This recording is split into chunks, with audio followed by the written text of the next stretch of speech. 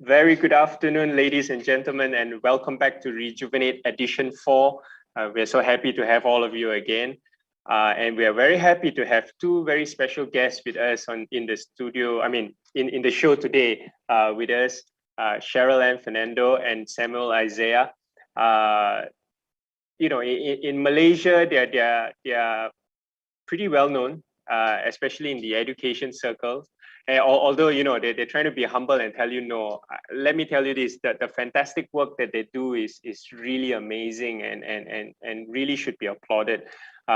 They've become real role models for me, whether they know it or not. I do follow their work very closely, and I love what they do with the community, especially in the area of education. Cheryl, I'm just gonna give a fun fact and then I will let her take it away in terms of giving a brief introduction about herself. I guess Cheryl is probably the only teacher in Malaysia that has a movie made out of her. So that I think I'm not very wrong in that. So that's a fun fact about Cheryl, and we will get into what all this movie is all about as we go along the conversation. And Samuel, of course, his work with the Orang Asli school and the community is something that is truly amazing and inspirational. He is also a Global Teacher Award winner, and we will get into that as well as we move along into the conversation. But let me just take this quick moment to welcome the two of you. Thank you, Andrew. Okay, so Samuel, why don't we let the lady go first, and then we will get Cheryl to do a quick introduction about herself. Thank you so much, Andrew, for having me, and Samuel, of course, and for all the kind words. I think you have oversold me. So now it's so much pressure. My name is Cheryl Fernando. I started my career in teaching as a Teach for Malaysia fellow. I taught for 3 years in SMK Pinang Tunggal in Sungai Petani Kedah, where I taught English to students from Form 1 right up to Form 5. Prior to becoming a teacher, I was a PR consultant. And just before I became a teacher in a government school, I was also a teacher in an international school. I left Kedah to come back to KL. I worked for a bit in various in a different non-profit organization before starting up Burmpin JSL. And today I am the CEO of Burmpin JSL. I have questions, but I'll keep it to after Samuel has introduced himself. So Samuel, please take it away. Right. First of all, thank you, Andrew, for inviting me and Cheryl today. I think it's an honor to share stage with both you and Cheryl. A bit about myself, I started teaching in 2012. Prior to that, I was in a teacher training college in Penang Island and in University Utara Malaysia. So I was specifically trained to be a teacher. Being sent to an Orang Asli school was not part of the plan at all in the beginning. It was not something that I asked for. I was assigned to teach in that school. And so my career was very much focused on impacting the kids in my school and also Orang Asli community. But throughout the years, what we have done together, my kids, my community, is challenge perceptions and capabilities of what Orang Asli communities can do and what they're capable of. Throughout the years, throughout almost 10 years of teaching, I've had the opportunity to also train a lot of teachers nationwide. Been in strategic partnerships with state education departments. So I was a master trainer for also the Ministry of Education Malaysia. And only just a few months ago, I just graduated from my master's in educational policy, and it was through a Fulbright scholarship. So yeah, my journey so far it started off with teaching kids in a classroom, extended with the work that I did with the community, championing for Orang Asli education, and then from there onwards to empowering teachers nationwide. And currently, I'm with the Burmpin JSL as a program director. So I only recently started this position about 1 month ago. So Samuel, you were teaching at SK Runcang, am I correct? Yes, So Sekolah Kebangsaan Runcang, or SK Runcang, is situated in the district of Pekan Pahang, but it's actually closer to the district of Burmpin, nearby Muazzam Shah. So the community is actually Orang Asli community. The school caters to about 200 kids from the Jakun tribe. So the community itself consists of Orang Asli people from the Jakun tribe specifically. You mentioned 200 students, and they're all Orang Asli. All Orang Asli, from the Orang Asli, the Jakun tribe. Yes, they are. Fantastic. So Sekolah Kebangsaan Runcang is located in Kampung Runcang. So it was a settlement program by the government. So so we have a school specifically for them. How far would that be from the? I don't know. Is it located deep into their settlement, or is it somewhere within the edges of town? And right, the nearest town will probably be about 60 to 65 kilometers away. So that would be the nearest town. The settlement, the school itself is built right in the middle of the settlement, but throughout the years, I think access to the community and the settlement has improved significantly. So, for example, if you know of trunk roads in the East Coast, so to get to the school, you have to go through trunk roads in the East Coast. And from the main road, you have to drive in about 15 to 20 kilometers on the inside where the school is located. Initially started off with small gravel roads, but through time that developed and all that. So yeah. So it is quite, I would say accessible. It's a very accessible school to the nearest town, which is about 60 to 65 kilometers away. And just to understand that was your last assignment before Pemimpin. That is my first and last. Okay. That was the first school I was sent to. Fell in love with the kids, fell in love with the community, fell in love with the cause. And I think that's one of the best things of being a teacher, is falling in love with what you do and seeing that passion through it. And so that's where I found my calling. So a lot of times when people would say that, Samuel, you're a hero to these kids, you're a hero to these communities, I would disagree. I would say they were my heroes.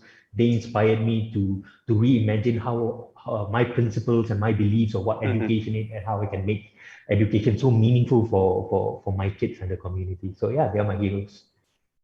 We'll deep dive into that in a little bit. Cheryl, from PR to teaching, quite a, well, I mean, both disciplines, I suppose, still requires you to talk a lot. But what was that shift in terms of dropping that so to speak corporate world and a corporate career towards teaching? And I'm sure you realize what was ahead. You get what I mean, So besides severely disappointing my parents at that time, I think one of the things that made me make this shift is perhaps at that time I was much younger. I was also very idealistic, and I thought it's very romantic, right? This idea of leaving your corporate career and going to teach, and that was what I had in my head. But also because I worked a lot with refugee students at that time when I was working in PR, and I realized at one point that I actually liked teaching more than I liked my day job in PR. That's when I thought, this is the only time I'm going to have an opportunity in my life to do this, right? So I quit and I became a teacher. And I think, but I didn't actually expect the scale of it or the challenges to be so difficult, right? And really much less idealistic than much idyllic than how I imagined it in my head. I thought it will be really nice, and you're in a kampung, and there'll be like buffaloes, and everything's gonna be so cool. But when I went there, you are faced with real challenges, not only in terms of race and religion, because I was placed in a school where all my students were Muslim majority, and then here I was, this Indian girl with like an English name, trying to teach them English, and also I think the challenges of just understanding actually how unfair our education system was. I think that made me very angry in the first few months of teaching, and that also made me just see how important it was to continuously work in our education system. So you were based with Sekolah Menengah Kebangsaan SMK Pinang Tunggal in Kedah. Now, where is it in Kedah exactly? Yeah, so it is in Sungai Petani, but it's in deeper in Sungai Petani where there is like sawah padi and kelapa sawit. I wouldn't. So you did get your buffaloes. I did see it once or twice. So I remember because I will accept this that I'm such a KL person, right? I was born here, I was raised here, and I remember like my father driving me there, and we were going deeper and deeper in just to find the school, and I was like, oh my god, how far is the Starbucks from here? But all of this was like pre, and I always describe my life to like pre my TFM fellowship and during it and what happens now as well. And I think some of the experience that I felt there, some of the things that I've seen there, it's very difficult to unsee. It's very difficult to come back to KL and say, oh, you know, everything is going to be fine, everything's going to be normal, right? Because the things that you see there is the things that you want to work on and you want to help improve. And speaking of help and improve, you've also, I suppose, quite recently was elected and put into a committee of sorts for education. Can you share a little bit more about that? Yeah, so in 2018, I was elected as a member in the Jawatan Kuasa Kajian Dasar Pendidikan Negara, so essentially a policy reform community. I was actually one of the youngest members, and I'm not that young also, right? So you can imagine the committee. So I was actually one of the youngest members in the committee, and our mandate was to work for 6 months on suggesting policy reforms at that time. So I looked specifically at school leadership and also literacy. How can we improve the literacy rates of our students, even in secondary schools? And what the committee came up with which YB Mazli speaks a lot about now, is we came up with actually a new education model, a new way of looking at schooling in Malaysia. We came up with very progressive reforms for education. But of course, when the minister changed and the government changed, all of that is kept. But I'm still optimistic. I'm still hoping one day it will come back. Yeah. Samuel, moving to you. I suppose describe to me and to the audience your first day at school. Well, I grew up in Kuantan, Pahang, so it's not as urbanized or as modern as Kuala Lumpur. Of course, it's still a laid-back East Coast town. But when I did my practical, I was in Penang Island. So my first in-school experience was a top school in Penang Island. So I had very different expectations of what school is going to be like. I think it's quite similar to what Cheryl was explaining earlier. So I had very different experience. But when I got into the school, I think the idea of education inequality, education inequity, all this became very real. You know, the things that we read about in books, read about in research papers, it was very real. My first day was eventful, was very one of the issues with Orang Asli schools is the lack of infrastructure and facilities. The school that I was in, it has greatly improved, but back then when I got into the school, it was a long drive. We didn't know where we were going. I remember calling the school clerk, and saying that, okay, macam mana kita nak sampai sekolah? How do we get to the school? And he said, like, you just pergi jalan terus, you go along the trunk road, just go straight. I think one of the things, if you have been to the East Coast or anywhere where there's an Orang Asli settlement, you'll realize that there is a gerai that sells stuff made out of wood or patai or something like that. Right? So he told me that you just go straight until you see this gerai, that's where you turn left. So I was like, what in the world? There was no landmarks, there was no signboards. I started looking for the school on Google Maps. It didn't exist also. So initially that was my first day, so trying to locate the school was a challenge itself. But when I got into the school, I remember going into the office. The office was really run down at the time, and I spoke to my senior assistant. It's like, okay, Cikgu, where do I go now?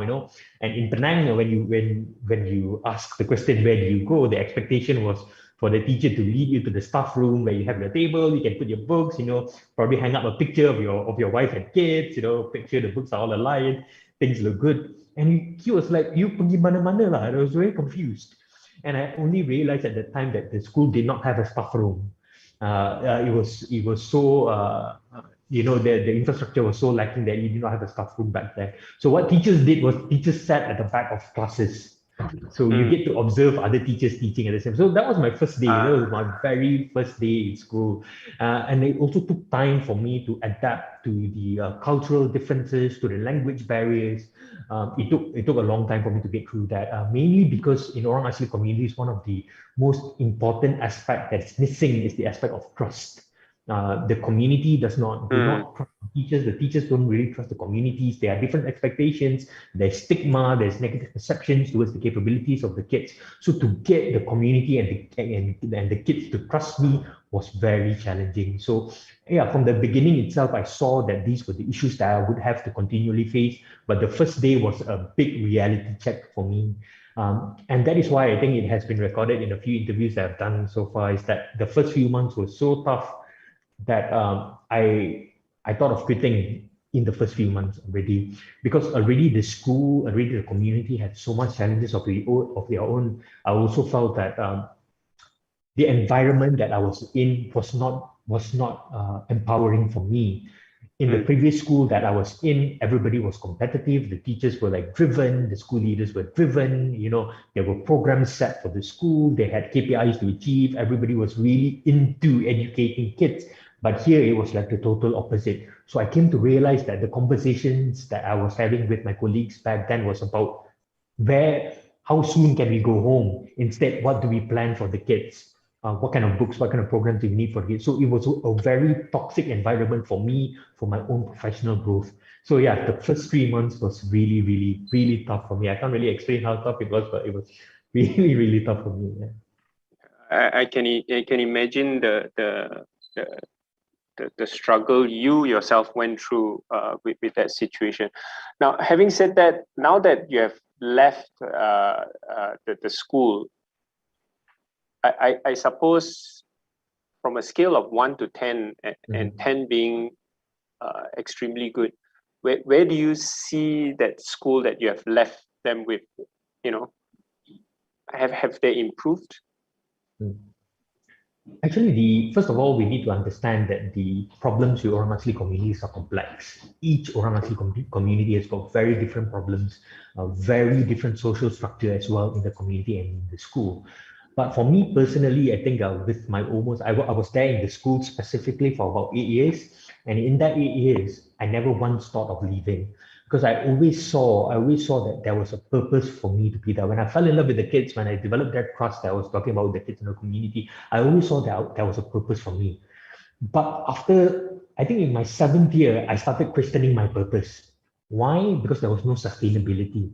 I kept on seeing kids that I thought did really well in school, did really well in the exams, had a bright future ahead of them, only to come back to the village less than a year later, not going to school anymore. School dropouts is a huge issue in Orang Asli communities as well. So I started envisioning, it's like, is this the only thing that I can do? Years before that, like every year I started coming up with new interventions, new programs, try to include different types of elements of learning into the community, try to engage with multiple stakeholders, the community, different organizations, brought in tech, brought in music, brought in nature-based learning, everything. I tried doing everything. But it came to a point, I think in my 7th year, where I saw that, Samuel, as much as you can do, even you could be the best teacher in the world, but if there is no systemic change, sustainability is just going to be a dream.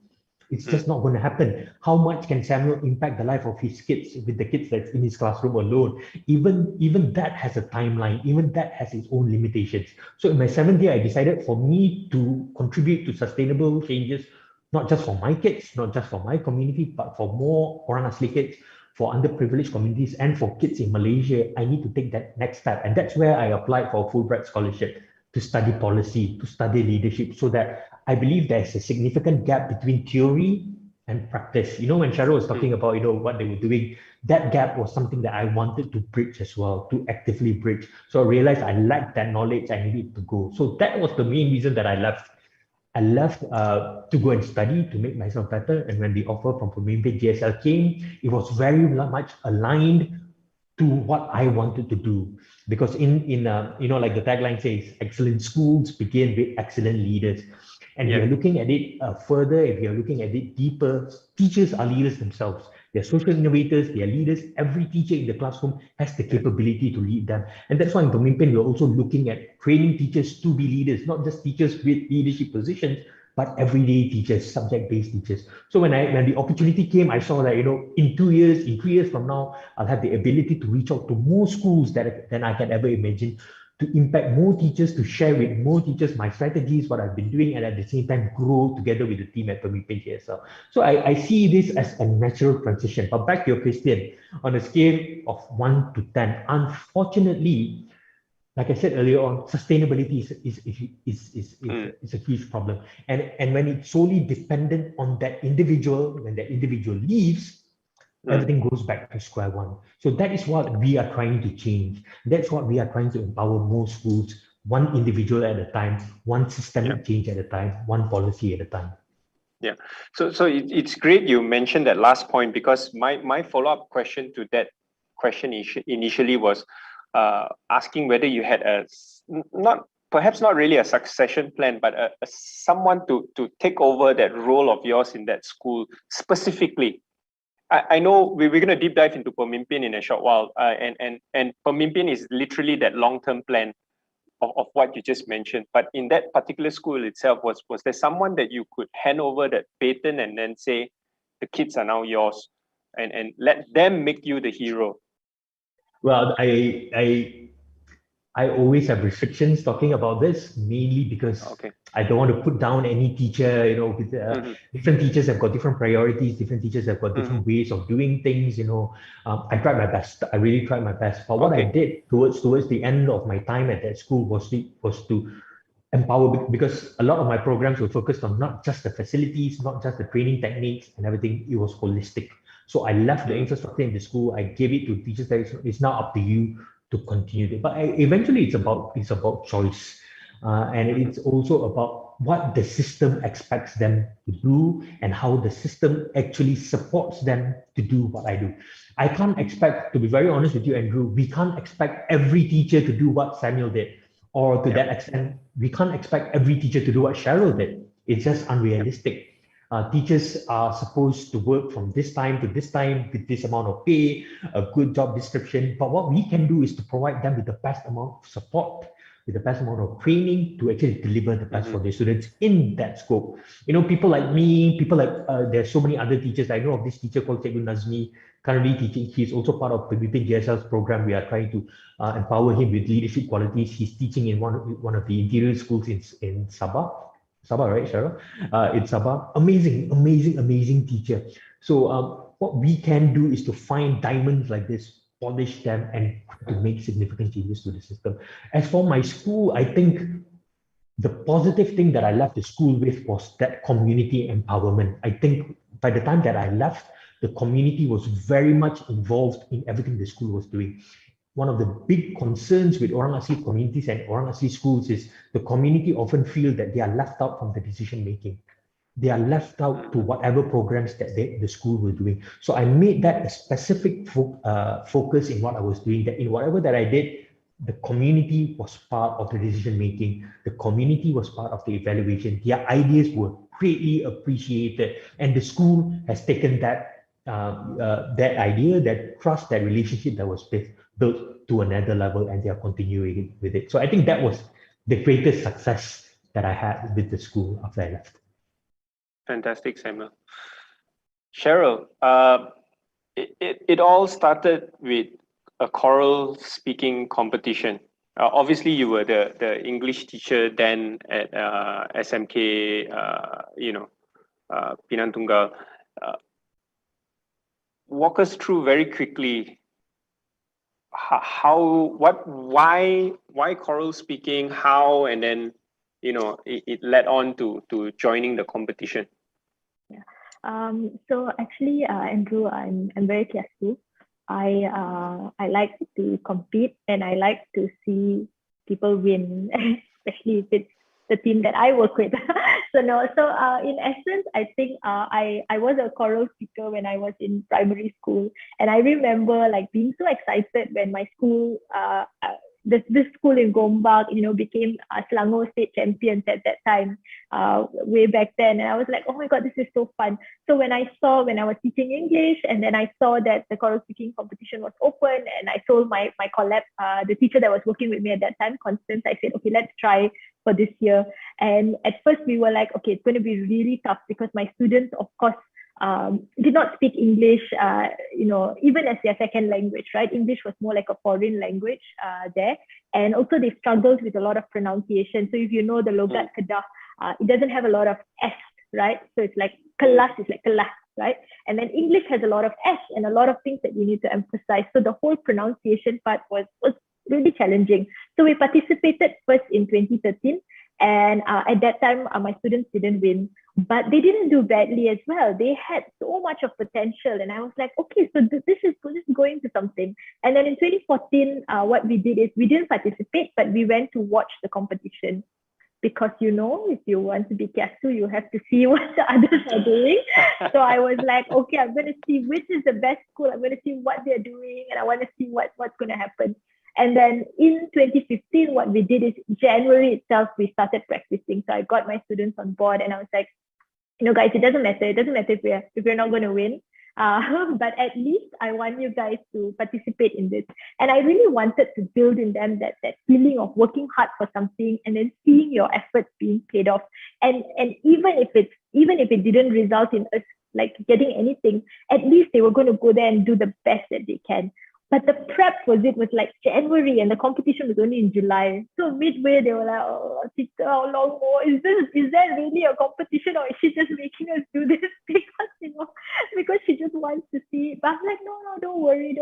And if you watch the movie, there's that line that's like, sakit itu sementara, right? And I would tell them all the time and they were like, oh, sakit itu selamanya because I'm fasting. And we're so cute all the time. But then I told them, no, we just persevere, let's do our best. And little did we know, like on the competition day, they did really well and they stood out so much among all these top schools in Kedah that was competing and then we got fifth. So we didn't even win, right? So we got fifth, but I think the amount of attention and fame that we got was like more than, I can't even remember which school won.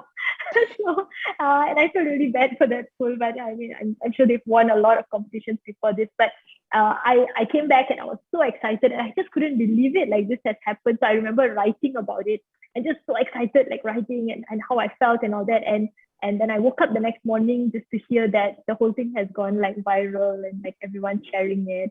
And then one thing led to another and then it led to a producer reading the story and then contacting me on Facebook and like, oh, we want to make this a movie. And this and then it became a movie. And not just that, I think it went on to win. My students acted in it, which I thought it was like a second round of them experiencing all of this. And I think that the final part of it, which was like, I think the kids were like just mind blown, and I couldn't believe it. Was it's exactly 4 years ago when we won the best film. And I remember we were sitting at the award ceremony, and it was just 10 days after I gave birth, and I was just super tired. But I was like, I'm never going to experience this again. No one's going to invite like this measly teacher to come to an award ceremony for best film. So I'm like, let's just go. And my students were sitting there, and I think when they announced, we not just won best film, we won best original story and best actress. The actress who played me also won best actress. And my students were like just screaming and they couldn't believe it. And I think even today when you go to SMK Pinang Tunggal, you will see like this big poster, like this is the Adiwiraku school. And I felt like that set a lot of tone of what the school can be, of the potential of these students. And although I'm sometimes when people mention the movie, I'm like, because it's been so many years, should I still be talking about this? But I feel like it has changed a lot of narrative of what people are talking about teachers. Prior to Adiwiraku, a lot of teacher movies were teacher falling in love, not realistic. But Adiwiraku showed like the teacher as it is. Yeah, baju kurung and sweating and this is it, this is school. And Adiwiraku 2 will come out soon, which is a movie of a different teacher working on cricket this time. So I really like that it gave this opportunity to really empower teachers. Yeah. So for our audiences who are from overseas, the movie that we were, or rather Cheryl was so passionately sharing about is called Adi Viraku. I will share details of the movie, in a post later, Rejuvenate Edition 4. And yes, it has won Best Film and the Best Actress as well as Best Screenplay. Is that right? Yeah, in a very prestigious Malaysian Film Awards. Now, here's a fun fact number 2. In 2019, when we co-own the My Digital Maker Fair together with MDAC, I actually contacted Jason to seek permission to air Adi Viraku. Of course, back then in 2019, it was still a physical event. So we made a makeshift cinema viewing center. So it has the wayang pacha, that's how Malaysians call it, right? And we played Adi Viraku throughout the 2 days of the physical event. And yeah, every time the movie was playing, you could literally see a full house. Only thing missing was the popcorn. Should have gotten GSC to sponsor some popcorn then. Anyway, so that's done. Now, after all that, Pemimpin GSL, I suppose let's just start with why and how are you implementing it now, and maybe just to give us audience a general idea of what Pemimpin GSL is all about. Yeah. And any of you at any point in time, Samuel, just jump in if you want to chime in and anything like that. So I'm just leaving the floor open. Yeah. So when I came back to KL, I think I was always looking at something that I can work on that has a larger impact, that we can work on with more schools. And I thought, if we can do this in Penang Tunggal, which is, at that time, Luar Bandar school, like a out of town school, right? I'm sure we can emulate the same success in so many different schools. And at that time, the opportunity came, Global School Leaders was looking to set up an organization in Malaysia to work on school leadership. And it so happened that, our paths crossed and they were looking for a CEO to start it up. And I was like, okay, I can try. But honestly, again, just like how idealistic I was when I became a teacher, I never knew what I always don't know what. So that means I don't learn. So I never knew what I was getting myself into. And I was like, yeah, okay, let's do this. But I think the first 6 months in 2017, what I did was I worked a lot on the curriculum. I worked by myself at that time. I worked on getting government permission and building the team. Of course, fundraising as well. And what we wanted to do is we wanted to work at that time exclusively with school leaders, the school principals or their assistant principals, and to help them on a 2-year fellowship program on what they can do to improve their schools. So it was going to be walking through with them different strategies that they can apply, different tech tools that they can use, and how to make that process of school transformation seamless and easy for any principal to replicate in their school. And we started at that time, of course, a lot of face-to-face sessions. And when we worked, and initially the government didn't give us a permission, so they said no. But after relentless begging and going back and forth with the government, they finally said, okay, fine, run the program, run it for 2 years and let's see if it works. And I think also a lot of people at that time was like, I think even a school leader told me this is going to be impossible. You, again, at 5 years ago, very young, you have no experience besides having a movie, right? And teaching choral speaking. So how are you going to, work with school leaders? But I think I really believed in the mission. I knew that if we work with school leaders, if we help them to improve what they are doing in their schools, we can change schools. We can really improve every school in Malaysia. And so we started in 2018. We launched our first cohort at 2018. And within the first few months, we could see how grateful, how excited the school leaders was to learn so much from the team. And my team, everyone is at that time under 30, right? And they were so excited to just learn from younger people. They were like, even though I've been teaching even before you were born, there's so much that I can learn from you. So it was that process that really made me see, when I could actually see, okay, so when we teach our school leaders, how do you do lesson observations using technology? Like, we're going to teach you, we're going to set up a Google form for you so you can do your lesson observations easier, and then you can get your data. How do you look at the data and then change something in teaching and learning in your schools? And when we could see that impact, that gave us a lot of confidence to really expand the program, really expand offerings, expand the team, increase in fundraising as well. So what started with 22 schools, by the end of last year, we were at 200 schools already. Because of the pandemic, of course, we could expand virtually to so many different schools. And what I'm looking at, and of course Samuel can share more on this, is the next 5 years of Burmpin JSL. As we've reached our 5 years, the next 5 years is bigger scale. You know, how can we reach out to all the 10,000 schools? And that's why very right time for us to cross paths with Samuel and to bring him on board to help us in our next 5 years expansion. Yeah. Now, very quickly before Samuel jump in with the next 5 years of Burmpin, since you started until now, how many schools or how many school leaders have you impacted in that sense? And is this a program where it's open to all the government schools and at every level, or just give me a rough idea? Yeah. Initially, we started with only schools in KL, government schools only, of course. That remains our mandate until today. We started with schools in KL only because of where we were, and it made sense to work with schools in KL and Selangor. We worked in our fellowship program, which is a 2-year program, we work with school principals and also their assistants.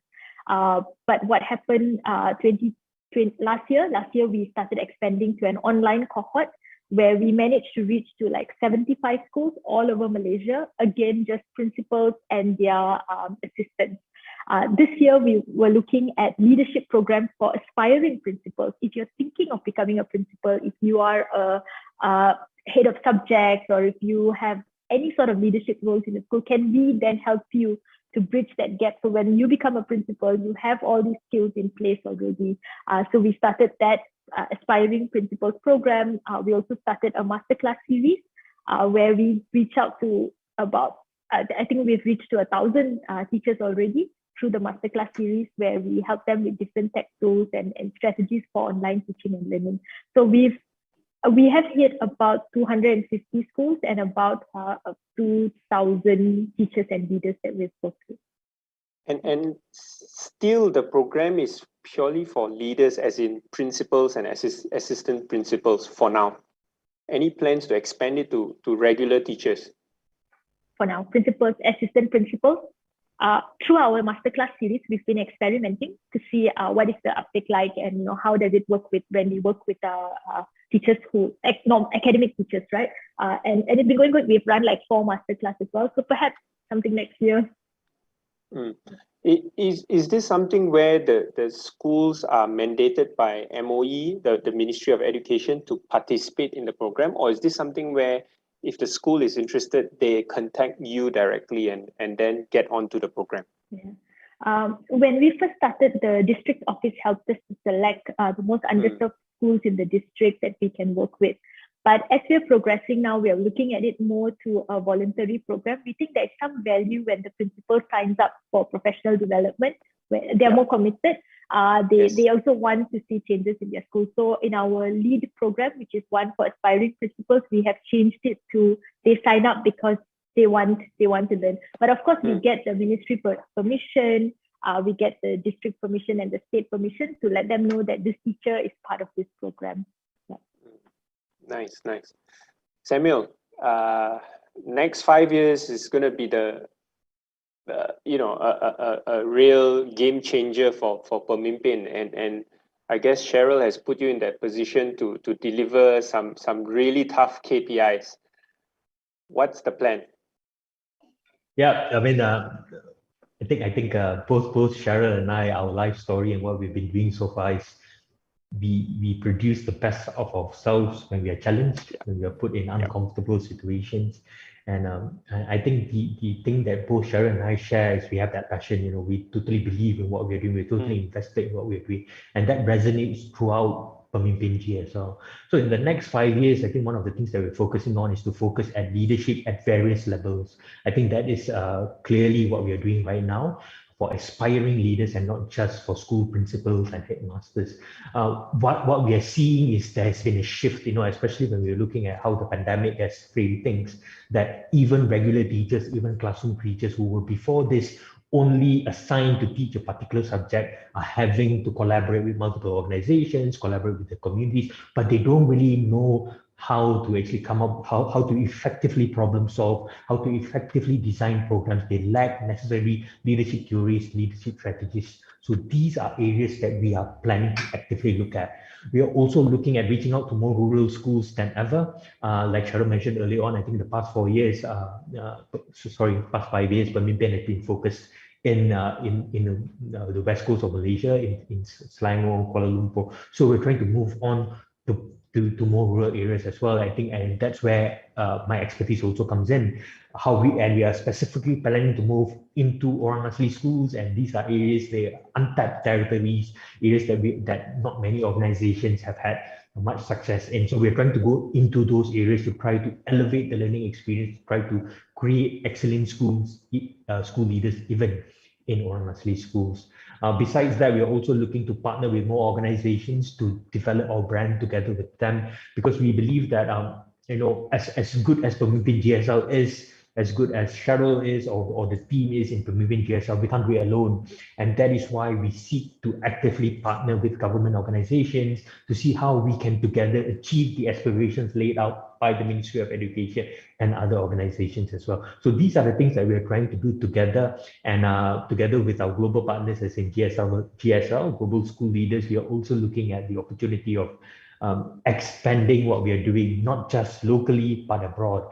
I think the idea that Pemimpin GSL brings is we are giving the opportunity for Malaysian school leaders to network with teachers in other countries, to learn with them, and to create cross-national networks among teachers in Malaysia with teachers from other countries. And we are seeing this very fruitful collaboration happening, and we are seeing teachers in Malaysia replicating what's being done in other countries, and teachers from other countries replicating what's being done, successful things that's being done in Malaysia as well. And it also gives the idea that teaching is not just the challenges that a lot of teachers face is not just very Malaysian focused, it's not just very Malaysia focused, it's a global thing. A lot of teachers are facing similar problems. So the more we can create communities with, not just in Malaysia, but in other countries as well, I think it's significantly going to benefit Malaysian teachers and also schools in other countries as well. So yeah, in the next 5 years, it's going to be very exciting. We are pushing ourselves into areas that we are not familiar with, but I think with me and Cheryl coming together with the team, I think great things are about to happen. Fantastic. I can't wait to see this, and maybe hopefully if Rejuvenate lasts that long, 5 years from now, we will have a report card again, and then we will have both of you on the show again and see, hey, what's up with Pemimpin GSL then. Cheryl, just very quickly, how big of a team do you have in Pemimpin? Trainers, I suppose, and people who are conducting master classes. It can't just be the two of you, right? No, no, it's not. We have about 11 of us now, program team and also operations as well. And I think there's about five or six of us who actively train. But of course, definitely looking to hire more associates, more younger people as well, who are very interested in training, who are interested in helping schools, coaching schools, and all that we can work with them. Now, I wanna head straight into the questions that we're getting from the audience, so that we can address them as we move along. This is from Ali. Hi, great panel. My question to either one panel is, what are some of the common challenges for teachers or educators in school currently in terms of pushing their students to be excellent? I try not to go into the whole conversation about, learning loss. There's a learning gap because of the pandemic. There's so many sides of the coin and to the story, right? But yeah, I guess Ali's question, what would be the common challenges for teachers in school currently in terms of pushing their students to be excellent? Maybe just your own personal thoughts. Right. I think fundamentally the challenge I think if teachers are being very reflective of their own practice, it would be, I like to ask this question to every teacher that I meet. What are your principles of teaching and learning? What do you believe constitutes as learning? So regardless with the pandemic, pre-pandemic, post-pandemic, if the fundamental principles of teachers would be that learning is something that's collaborative, learning is communicative, learning inspires creativity, learning comes from, trying something, failing, reflecting on it, rebuilding it, and then learning. That learning is essentially an experience. And then a lot of reforms that we have actually planned, a lot of policies can be successful. So I think fundamentally there is a difference between these principles, what kind of principles teachers have, and also the expectations of Malaysians in general. So I think bridging these principles and the expectations is something that everyone needs to work on in time. Because if the Ministry of Education or Burmpin GSL or the school is talking about, we need to make learning more fun, more engaging, more meaningful, but at the same time, parents at home are expecting kids to score A's, numbers oriented. It's contrasting expectations altogether, and a lot of teachers are struggling with this. Which expectations do we follow? Do we actually make our lessons fun and engaging, let the kids explore, are we assessing these aspects, or are we just focusing on the exams and assessments alone? So I think this is one of the most significant challenge that happens. Why? Because I think if the expectations are aligned, if the principles of teachers, if the principles of schools and school leaders are all aligned at the same time, a lot of things can be done. It creates a very positive, empowering learning culture in the school. It creates a positive learning culture and empowering learning culture in the classroom itself.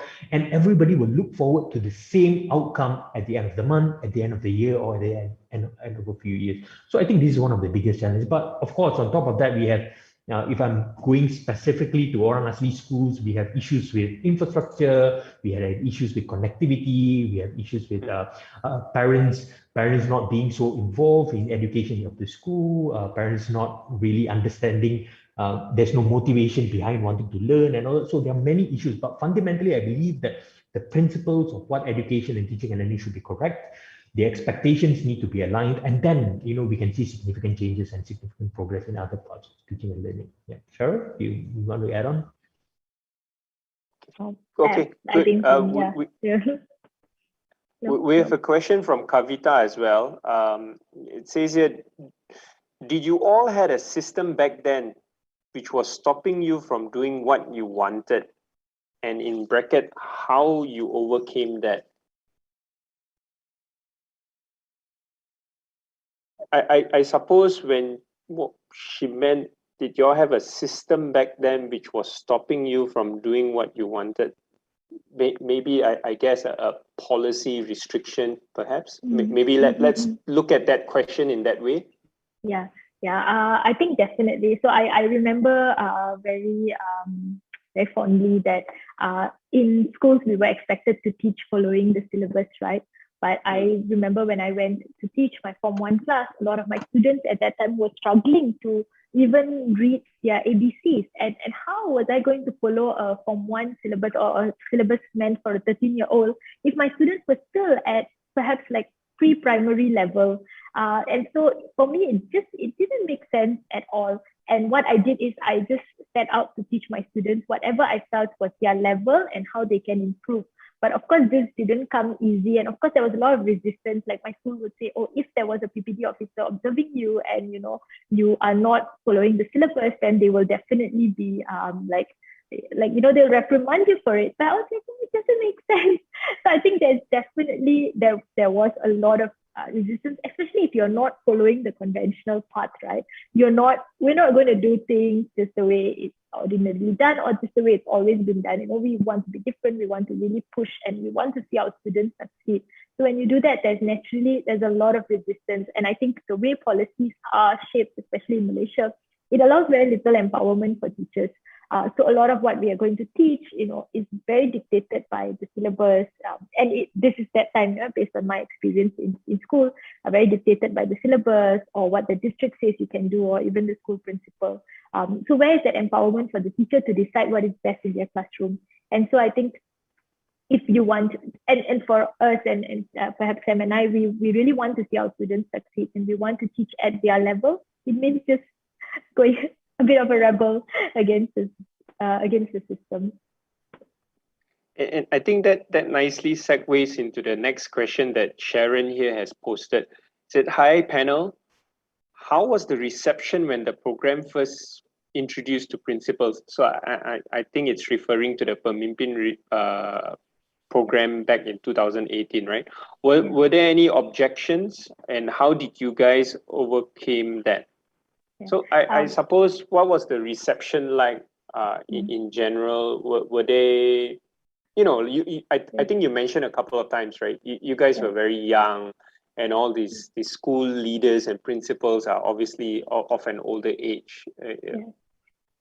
Yeah, I think interestingly, everyone thought perhaps people who I approached for fundraising at that time, or maybe the government people that I spoke with, they thought that we would receive a lot of resistance from the school principals, right? And the school principals would be very hesitant to join the program. But I can say, like, our first batch of school leaders were amazing. Like, not once did anyone ask me how old am I, or what qualifications did we have to train them, or how old was my team member, or like, how can you tell me what to do, or like how best to do things. I think the school leaders, perhaps we got lucky at the first cohort. They were really receptive to the program. They enjoyed it. They liked it. Until today, many of them speak highly of the work that we have done with them. So I'm really thankful for that. I'm thankful that we've got a good batch of the first cohort. In fact, we started with 25 schools. We only had 3 schools that dropped out because they couldn't commit with the time, or they had other programs in school, or they had a transfer happening. So, and this was purely voluntary. They wanted to be part of this program. They wanted to sign up. They wanted to attend every session. So they stayed with us for 2 years throughout the program. So I think that really sets the tone for what training is like, and how we can be different, and how it is useful. It is very impactful to work with school leaders. Nice. Okay, I was just about to move to the last segment, but we have a last question, and I would like to address that. I think it's a pretty interesting question as well. It's from Samuel Peters. What's the one thing you would change in the education system today? Samuel, we will probably start with you. Right, I think I spoke of this multiple times already, is the engagement part of it. Because I believe that, especially when we're looking at underprivileged communities, like the orang asli communities, a lot of programs that are being done, it's done with the perception of it's being done for them instead of being done with them. And I think we need to come up with a mechanism or system that purposefully engages them at every part of decision making. We should not isolate them when it comes to education. We should not come into orang asli communities or kampung saying that, we know what's best to teach you. We know what's best for you and for your community. So I think that engagement part, especially from an education perspective, needs to happen more frequently. It needs to be more purposeful, and it should not be like just a token. I think currently what's being done is like, we're going to send out a bunch of surveys, but at the end of the day, we just don't really listen to them. We don't really listen to what they have to say about their culture or what they want from this education system. So if there's one thing that I wish would change, is better engagement with communities, underprivileged communities. And at the same time, since we're talking about better engagement with teachers as well, a lot of times the voice of teachers goes underrepresented. We've always feel left behind in policy decision making. Policymakers and all that need to make sure that they include the voice of teachers who are on the ground day in and they are hustling, struggling for their kids, doing their best, giving their all for their students. So we really need to make sure that not only that they feel appreciated, but their ideas and their input is being brought into policy. So yeah, I think those are the 2 things that I would wish to change right away. Okay, Cheryl? Let me see. I think I would definitely look at more empowerment for schools and for teachers and school leaders. I think I spoke about this before. I think the way the system is very centralized, sometimes it makes them, it's a bit difficult for them to make decisions that are the best for their school, especially if the school is a rural school, is an underserved school, and sometimes the teachers and the school principals, they know what is the best for their school. I think we really need to let go and to trust that the school leaders will know and will do what is best for their students as well. But I think there's very little empowerment for now. The system is still very centralized, although I think there has been some progress that the government has made towards getting schools to be make these decisions by themselves. I think there's still a lot more to be done. Fantastic. And with that, Cheryl, perhaps just one small request on my end. I'm sure there are plenty of success stories for the past 5 years now in terms of your cohorts and whatnot. Perhaps one of the future editions, we can invite one of the school leaders to come on board and talk about their experience with the program and how they have, transformed the school as well. Definitely, yeah. Good, great. So for anyone out there who wants to know a little bit more about Burmpin, the website is burmpingsl.org. So that's PEMIMPINGSL.org.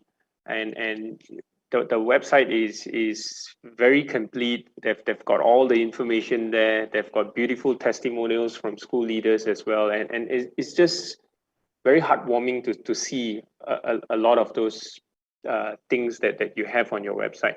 And kudos to you, Cheryl and Samuel, for doing such fantastic work for school leaders and educators in Malaysia. And I do hope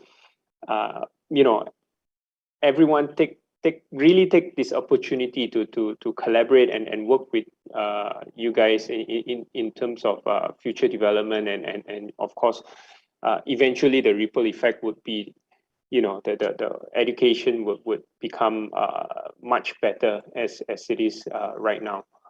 And with that, Cheryl and Samuel, I'd like to thank you for your time, for spending the afternoon with us. It's been fantastic having you on the show. It's really great. It's also really great to know the two of you a little bit better as well. Thank you so much, Andrew, for having us. Thank you. Thanks, Andrew. Appreciate it. Okay, great. Ladies and gentlemen, we've got a couple more sessions coming up. One with Philip Liu, who is the sports psychologist of the National Sports Institute. Of course, we know that the Tokyo Olympic has just ended, and a lot of talk about athletes' mental health and whatnot. So we would love to get some insights from him in terms of how the National Sports Institute has been preparing our elite athletes, and then probably a couple of fiery questions that we're going to shoot off to Mr. Philip as well. So do stay tuned, guys. And with that, I'd like to thank Cheryl and Samuel once again, and I hope you guys stay safe, take care, and all the best for Burmpin. See you all. Bye-bye.